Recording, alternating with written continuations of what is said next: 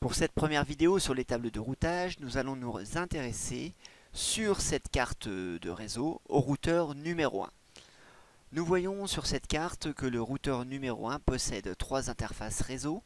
Une première, ici ETH0 pour Ethernet 0, qui a pour adresse IP 192.168.4.254, c'est-à-dire que cette interface est reliée au réseau 192.168.4.0.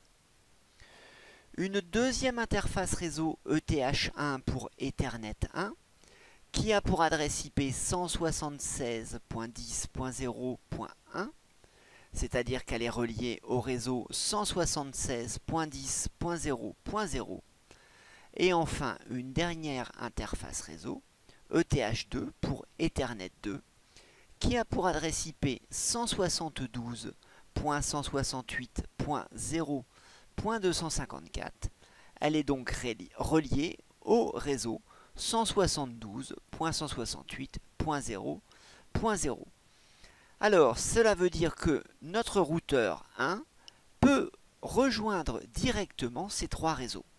Donc si je regarde et que je fais un petit résumé ici sur ce tableau, qu'on appelle table de routage, je vois que notre routeur 1, peut joindre directement le réseau 192.168.4.0 à partir de son interface réseau Ethernet 0.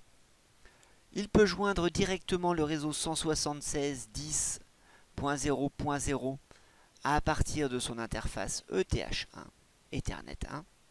Et enfin, le réseau 172.168.0.0 à partir de son interface Ethernet 2 ou ETH2. Je vois également que la métrique pour ces réseaux est de 0, puisqu'il peut les joindre directement. Il n'y a pas de saut de routeur.